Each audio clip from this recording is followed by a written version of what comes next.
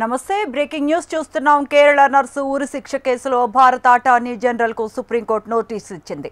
MN court విధించిన ఉరి శిక్ష కేసులో భారత ప్రభుత్వ స్పందనను తెలపాలని కోరింది.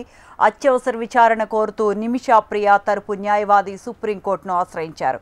దౌత్య మార్గాల ద్వారా చర్చలు జరపవచ్చని ఆయన కోర్టుకు తెలిపారు.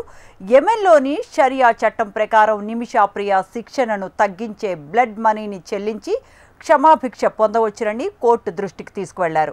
వాదనలు విన్న న్యాయస్థానం ఏఐజీకి నోటీసులు ఇచ్చి విచారణను సోమవారానికి వాయిదా వేసింది.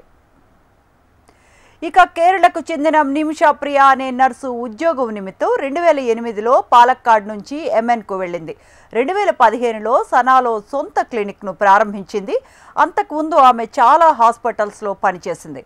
యెమెన్ చట్ట ప్రకారం క్లినిక్ను నిర్వహించేందుకు లోకల్ పార్ట్నర్ అవసరం ఉంటుంది. కావున ఆమె యెమెన్ వ్యాపారవేత్త తలాల్ మెహదీతో చేతులు కలిపింది.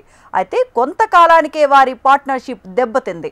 మెహదీ క్లినిక్ నుంచి డబ్బు దొంగిలించి ఆమె పాస్పోర్ట్ను తీసుకున్నాడని నిమిషా ఆరోపించింది. దీంతో ఆమె యెమెన్లో చిక్కుకుపోయింది. 2017లో పాస్పోర్ట్ను తిరిగి పొందే ప్రయత్నంలో మెహదీకి నిమిషా ప్రియ మత్తు మందులు ఇంజెక్ట్ చేసిందని ఆరోపణలు ఉన్నాయి. అయితే మెహదీకి డోస్ ఎక్కువ కావడంతో మరణించాడు.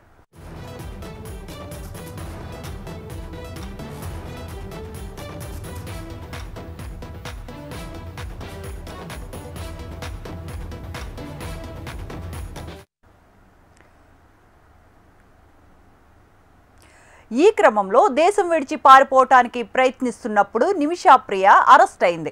2020లో ఆమెకు మరణశిక్ష విధించారు. ఆమె ఫైనల్ అప్పీల్ 2023లో రిజెక్ట్ అయింది. యెమెన్ తిరుగుబాటుదారుల నేతృత్వంలోని ప్రభుత్వం 2025 ప్రారంభంలో ఆమెను ఉరి తీయటానికి ఆమోదం తెలిపింది. దీంతో ఆమెను 2025 జూలై 16న ఉరి తీయబోతున్నారు. మరణశిక్షణ పడి 5 సంవత్సరాలు గడిచాక అన్ని చట్టపరమైన అప్పీళ్లు పూర్తయ్యాక ఆమెకు మిగిలిన చివరి ఆశ ఉంది. యెమెన్ షరియా చట్ట ప్రకారం దియా అనే బ్లడ్ మనీని చెల్లించడం ద్వారా బాధితుడి కుటుంబం నుంచి క్షమాభిక్ష పొందటం గడువు దగ్గర పడుతూ ఉండటంతో ఆమె ప్రాణాలను కాపాడుకోవటానికి కుటుంబ సభ్యులు తీవ్రంగా ప్రయత్నిస్తున్నారు.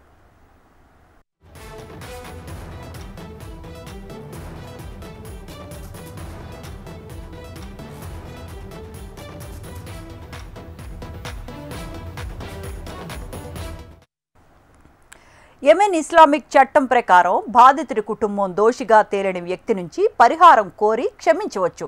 దీన్ని దియా అని పిలుస్తారు. Save Nimisha Priya international action council సహా నిమిషా మద్దతుదారులు మెహదీ కుటుంబానికి అనేక ఆఫర్లు అందించారు.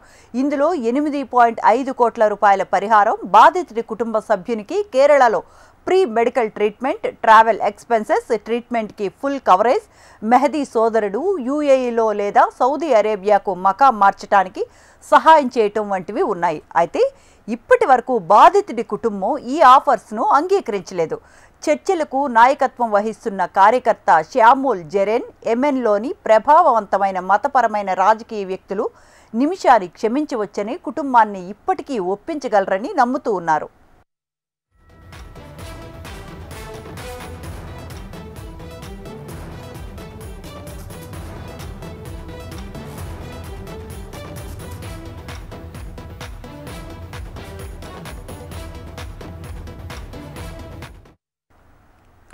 చర్చలు అనేక కారణాల వల్ల మందగించాయి. యెమెన్లో రాజకీయ అస్థిరత నెలకొంది. రాజధాని సనా హౌతీ తిరుగుబాటుదారుల నియంత్రణలో ఉంది. హౌతీలతో భారతదేశానికి ప్రత్యక్ష దౌత్య సంబంధాలు లేవు. యెమెన్లోని భారత రాయబార కార్యాలయం మూసివేశారు. జిబౌటి, సౌదీ అరేబియాలోని రాయబార కార్యాలయాల ద్వారా మద్దతును అందిస్తున్నారు. యుద్ధ సంబంధిత ఆంక్షల కారణంగా ఫండ్స్ ట్రాన్స్ఫర్ చేసేందుకు కూడా ఆలస్యమవుతోంది. అయినప్పటికీ క్రౌడ్ ఫండింగ్, భారత పౌరులు, స్పాన్సర్స్ సపోర్ట్స్తో దియా కోసం ఫండ్స్ కలెక్ట్ చేశారు. మధ్యవర్తుల చర్చలు ప్రారంభించడానికి ఇప్పటికే $40,000 అడ్వాన్స్గా చెల్లించారు. అయితే ఉరి శిక్షకు కొన్ని రోజులు మాత్రమే మిగిలి ఉన్నాయి. జెరోమ్, అతని బృందం మెహదీ కుటుంబాన్ని ఒప్పించటానికి చివరి ప్రయత్నానికి సిద్ధమవుతున్నారు. అంగీకరిస్తే నిమిషాకి క్షమాభిక్ష దొరుకుతుంది. ఇదే జరిగితే ఆమె భారతదేశానికి తిరిగి రావచ్చు, లేకపోతే జూలై 16న ఉరి తీస్తారు. బాధిత కుటుంబాన్ని దియా కోసం అభ్యర్థిస్తూనే భారత ప్రభుత్వం నుంచి సహాయం కోసం నిమిషా ప్రియ సుప్రీంకోర్టు మెట్లెక్కింది.